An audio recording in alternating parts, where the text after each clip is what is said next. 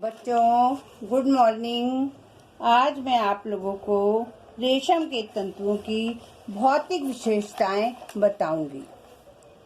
तापवाहक, इसके पहनने से गर्मी लगती है क्योंकि यह शरीर के ताप को बहुत कम बाहर निकालता है।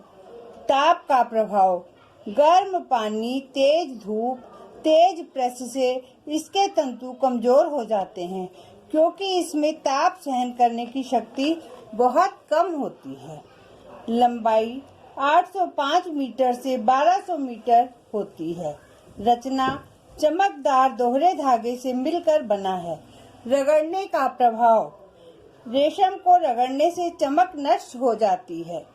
हवा का प्रभाव, गर्म हवा से इसके तंतु कमजोर व रंग हल्का पड़ जाता है। सफेद कपड़ा पीला पड़ जाता है। नमी का प्रभाव, इसमें नमी शीघ्र नहीं फैलती। 30% नमी यह सोख लेता है जिससे गीला अनुभव नहीं होता। रेशम के तंतुओं पर रासायनिक विशेषताएं।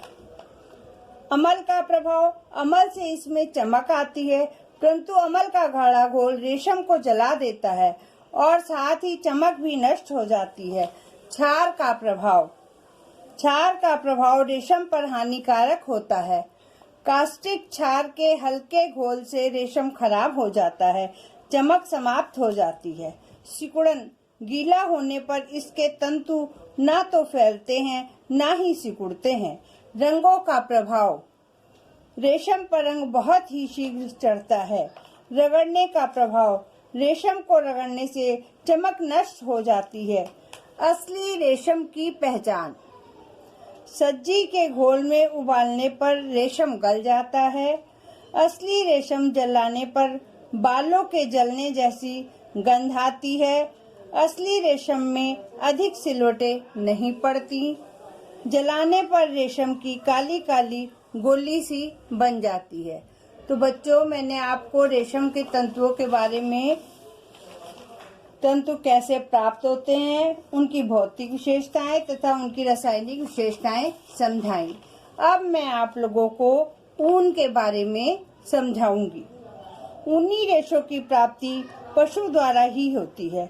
ऊन प्रदान करने वाले पशुओं में भेड़ का स्थान प्रमुख है, परंतु कभी कभी गाय, ऊंट, घोड़े, खरगोश, लामा, अल्पाका आदि पशुओं से भी ऊन प्राप्त की जाती है।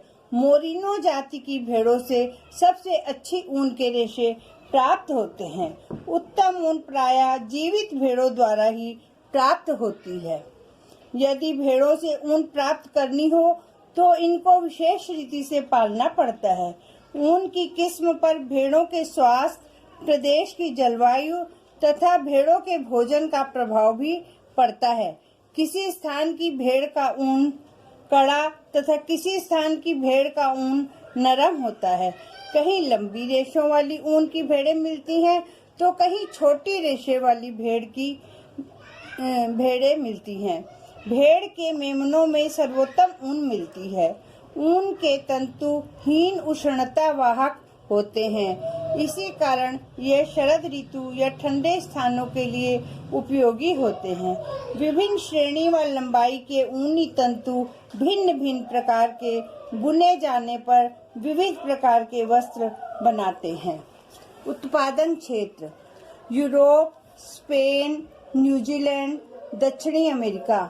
हथकरघा उद्योग, उत्तर प्रदेश, पंजाब, कश्मीर व राजस्थान। ऊन के प्रकार, ऊन निम्न प्रकार की होती है। कुमारी ऊन, इस प्रकार की ऊन का प्रयोग कभी भी वस्त्र बनाने के लिए प्रयोग न किया गया हो। मेमनों की ऊन, यह तंतु 1 वर्ष से भी कम मेमनों की पीठ से काटे जाते हैं। होगेट या होम ऊन, यह 1 वर्ष के मेमनों से काटे जाते हैं। वेदर ऊन, जिन भेड़ों से पूर्व में ऊन काटी जा चुकी है उनसे पुनः काटी जा रही ऊन को वेदर ऊन कहते हैं। फ्लीज ऊन, जीवित भेड़ों से काटी जा रही ऊन को फ्लीज ऊन कहते हैं। मरी हुई भेड़ों की ऊन, इस प्रकार की ऊन मरी हुई भेड़ों से उतारी जाती है। भेड़ों की किस्म के अनुसार ऊन को 4 भागों में बांटा गया है। प्रथम श्रेणी की ऊन।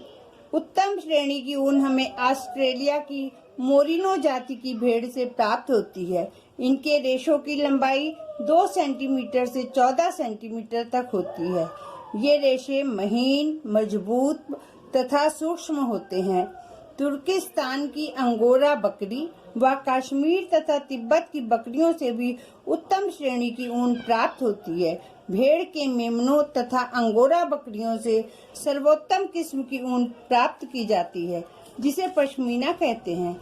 ये बहुत ही हल्की, मुलायम तथा गर्माहट देने वाली होती है। द्वितीय श्रेणी की ऊन।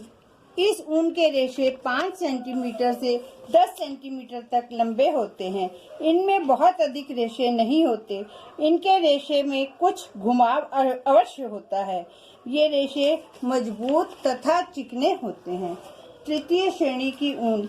इस श्रेणी की ऊन के रेशे कड़े व मोटे होते हैं। ये कम पाए जाते हैं। इनके रेशों की लंबाई 10 से 45 सेंटीमीटर तक होती है, परंतु ऊन मजबूत नहीं होती। चतुर्थ श्रेणी की ऊन। इस श्रेणी की ऊन के रेशे 40 सेंटीमीटर तक होते हैं। इस श्रेणी की ऊन भेड़ों से मिलते जुलते पशुओं द्वारा प्राप्त होती है। ये तंतु कम मजबूत होते हैं। इनसे बनी ऊन कड़ी होती है। सस्ते गर्म कपड़े इसी से तैयार किए जाते हैं। सूक्ष्मदर्शी से देखने पर ज्ञात होता है कि ऊनी तंतु की बाहरी सतह छोटे छोटे तथा एक दूसरे पर ढके तंतुओं की बनी होती है, जबकि दूसरी सतह कार्टेक्स की होती है, जिससे ऊन में शक्ति तथा लचक दोनों होती है। तीसरी सतह मेडुला की बनी होती है, जो ऊन में अवशोषकता की शक्ति में वृद्धि करती है। बच्चों, इसके आगे का अब मैं आपको कल समझाऊंगी।